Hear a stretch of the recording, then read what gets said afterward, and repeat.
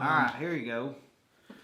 Why are Okay. there so many grades of flooring? Why do stores seem to have different descriptions for the same grade listings, like cabin in seconds? Now that is a really good question. I'm not sure we'll have time today to answer that one. Why are there so many grades of flooring? Okay, there's lots of answers to this. What happens when you? I like to use the butcher analogy. When you go to the butcher, why is there such a price difference between prime rib and ground beef? Okay, it's the butcher's job to separate that cow into as many marketable pieces as he can. This is job number one. And job number two is to find the highest and best use for each one of those, okay? The butcher that only sells the steaks is going to go broke really soon, okay? He has to sell the ground beef. He has to sell the stew meat. It's sort of the same way with we're talking about hardwood flooring, especially in solids. There's different characteristics in a piece of lumber and the ensuing finished wood that define boards. It might be, some of the more common grades in unfinished. We'll talk about unfinished because they're so defined. We have number two common, we have number one common, we have select, and then there's grades like clear above that.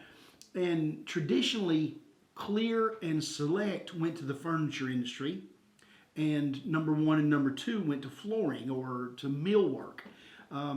Right now, the furniture, most of it's made overseas, so we're seeing a lot of different grades in flooring. So, like the butcher, the hardwood manufacturer that can find a customer that's wanting the select can do much better than the manufacturer that groups it all together. If you're grouping it all together, you're taking the select, the two, and the one, and putting it in one big pile, it's going to sell as the lowest common denominator. So if you have 10% or more number two in a box, it's number two.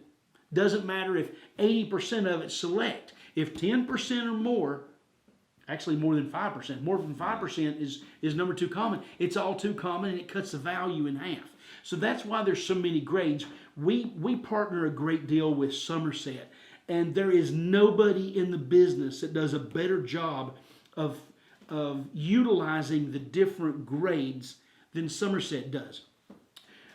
One of the problems manufacturers run into is when they sell a box store. Box stores have one rule: they want it the cheapest. So the way you make hardwood flooring cheaper is to lower the threshold for the grading. Okay, the more two common it has in there, the lower the price is going to be. That's just the way it works. Okay, just like that ground beef that we discussed at the butcher.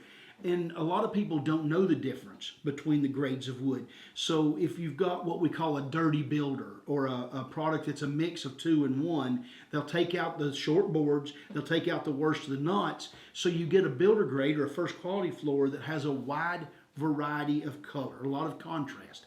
They'll stick a big warranty on it, it's still considered a first quality floor. Now compare that to a floor that's all select. The visuals are going to be hugely different, extremely different. But by definition, they're both first quality floors. That's where Somerset really excels. They have some select products that are first quality, and then they'll have some products made with number one material that's also first quality. First quality meaning they don't have manufacturing defects. Can we get contrast in a first quality floor? Absolutely. So manufacturers do not like being tied down or having to define what is inside a grade. And that's why it's so important when you're choosing your grade of flooring, look at what an open box looks like. Don't listen to how I describe it. Sure don't want to listen to how he describes it. Look at an open box. Study it, okay? If an open box has a lot of shorts in it, then you don't need to say, Ted's they going to have a lot of shorts? Yeah. Don't, whether it's my salespeople or anybody else's. Look at an open box. So it's just like taste testing something, You don't need me to tell you how it tastes. Try a bite of it. Different descriptions for the same grade listings. The reason you'll find that is different manufacturers have different parameters.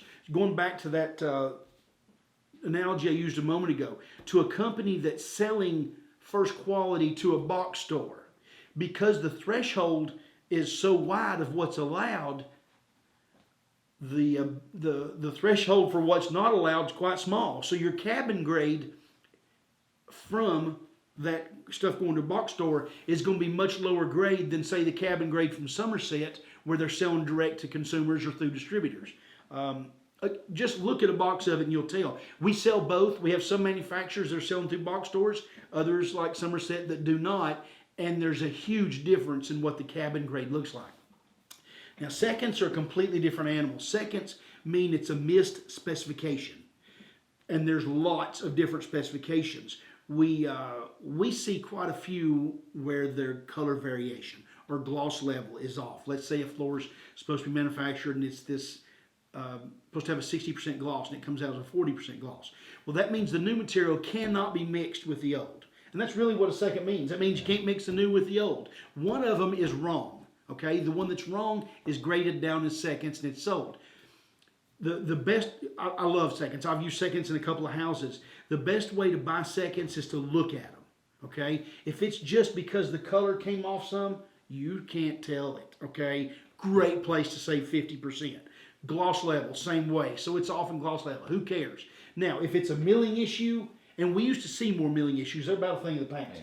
Milling issues mean that one tongue's higher than the other. When you put them together, you got a high spot. Milling issues are bad. Those should go in the trash can. Okay, we do not sell any floors with milling issues. If a manufacturer comes to us and say, "Hey, we've got some stuff with milling issues, you want it?" No, let's sell it to a salvage store or something. In the past, 10 years ago, we might have sold some of that when we were getting started. We quickly learned not to do that. How's that? Did I cover enough of that? That's pretty good. I got a little long-winded, Yeah. but that's a tough question. The more information our consumers have, the more likely that it is that we can make them happy. We have a rule here. It's very important that our reality meets or exceeds your expectations. So sometimes customers come to us with wrong expectations. Okay. There's no way our reality can meet them. So it's our job. We can't change the reality, all right? That's not within our power. What we can do is through what we know, transfer information to you, we can adjust your expectations. So if you want a cabin grade that's got a lot of long boards in it, it's not going to happen. So I can either adjust your expectations or I can encourage you to go shop somewhere else and let you be unhappy with them. But there's no way my reality is that my cabin's going to have a lot of long boards in it. Doesn't work that way, okay? That's good. Should I shut up now? Yeah, okay. Next question. All right, next question.